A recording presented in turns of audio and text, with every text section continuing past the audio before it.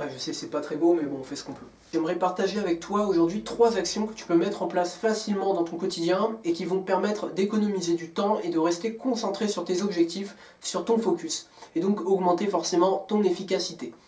La première, c'est peut-être sans surprise pour toi, la télévision.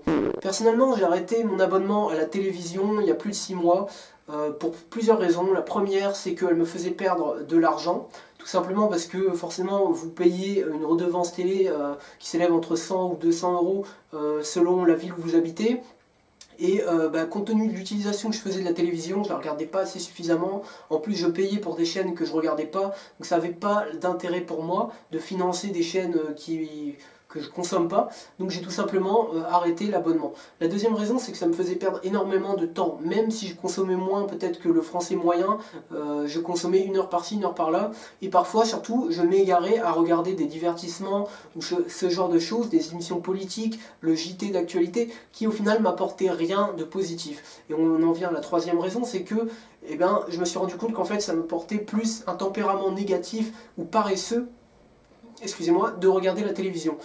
Tout simplement parce que quand je regarde une émission politique, j'entends des mots-clés, j'entends le mot-clé facture, j'entends le mot-clé impôt, j'entends le mot-clé salaire, j'entends le mot-clé guerre, j'entends le mot-clé, tout ce que vous pouvez imaginer, qui au final s'imprègne ici, et que vous le vouliez ou non, l'information est consommée et votre subconscient l'enregistre. Alors sans être un extrémiste du subconscient, ce que je veux dire par là, c'est que vous allez petit à petit, à force de regarder ces émissions ou les JT d'actualité qui vous parlent de guerre, de vol, de viol, d'assassinat, de faits divers, etc., vous allez petit à petit prendre l'habitude de consommer ce genre d'informations qui sont négatives, qui vont rien vous apporter sur le plan personnel, et qui en plus de ça vont peut-être créer en vous vous savez, le symptôme de la plainte. C'est-à-dire que vous allez commencer à vous plaindre, vous plaindre de la politique, vous plaindre du monde, ou même avoir tout simplement une vision de la vie négative. En tout cas, moi, je me suis aperçu que ça a joué énormément sur moi-même, donc je le recommande forcément à qui m'en parlera. La troisième raison, donc c'était ça, c'était le négatif. Donc si je résume, ça me coûte de l'argent pour rien, puisque je ne la regardais pas suffisamment. La deuxième, quand je la regardais, ça me faisait perdre du temps, même si c'est 1 heure tous les 3 jours, c'est 1 heure de perdu. Je pense que la moyenne consommée est bien plus qu'1 heure tous les 3 jours, peut-être même 1 heure par jour, voire plus pour certains. Et la troisième, ça m'apporte que du négatif qui s'enregistre, et j'ai pas envie, moi, d'être une boîte enregistreuse à négativité. Bon, vous m'accorderez le terme, j'ai pas trouvé mieux. La deuxième action à mettre en place, elle est un peu dans la continuité de celle-ci, c'est toujours limiter la pollution, donc limiter la consommation d'informations qui n'est pas utile. Je pense à Internet et précisément aux réseaux sociaux. Pour ma part, je suis un grand consommateur de YouTube et Facebook à titre perso, et je me rends compte que, par exemple, sur Facebook, pour ceux qui ont plus de 500 contacts par exemple, votre mur, je ne sais pas à quoi il doit ressembler, mais il doit être illisible. C'est-à-dire que vous avez toutes sortes de contenus dans tous les sens, de toutes sortes de personnes, même parfois des personnes que vous ne connaissez pas, qui sont des connaissances d'amis. Vous savez que maintenant Facebook a essayé de créer cette... je sais pas comment on peut dire, cette alchimie de créer des contacts avec des gens que vous connaissez même pas. Enfin bon, je pense qu'ils savent plus trop quoi inventer pour vous donner envie d'utiliser le réseau social. Bref, tout ça pour dire que forcément, si vous avez trop de contacts, ça va être très difficile de limiter la pollution d'informations. Pour moi, la seule façon, c'est de recréer un compte Facebook en épurant votre liste de contacts.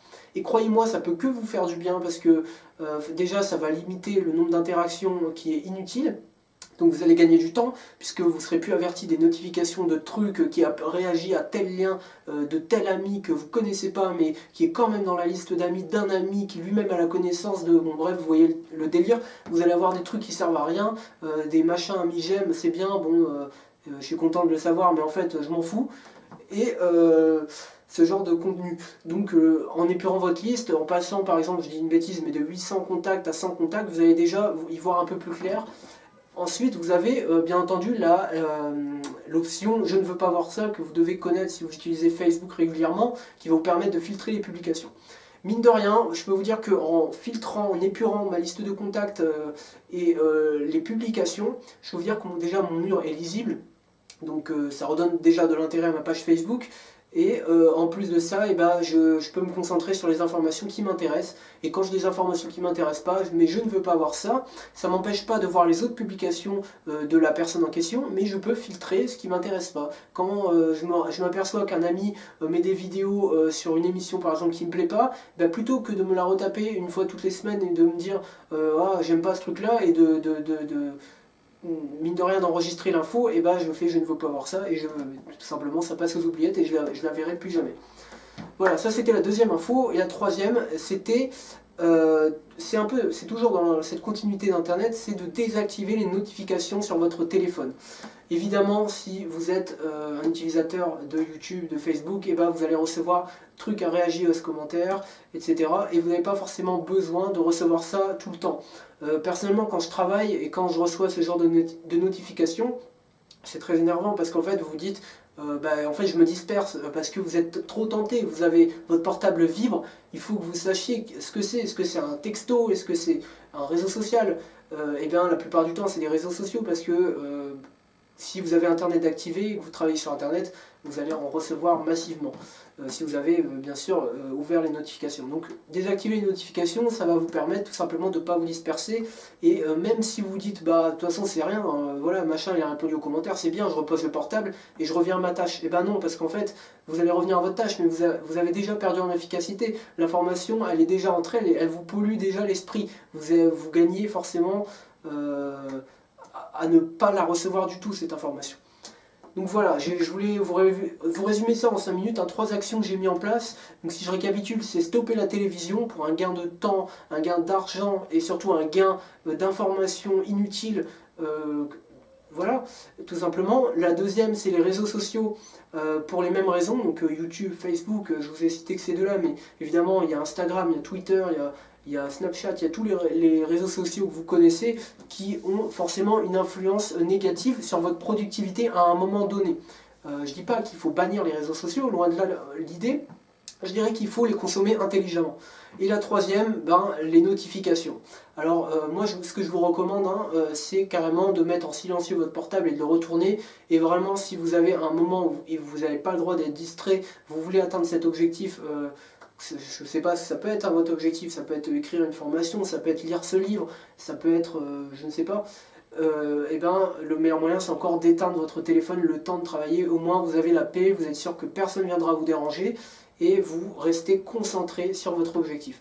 J'espère que cette vidéo vous a plu. Si vous avez d'autres idées d'actions à mettre en place dont je n'ai pas parlé, puisque ici je me suis surtout concentré sur les médias, j'ai parlé que de 3 actions, donc c'est pas non plus voilà, fou.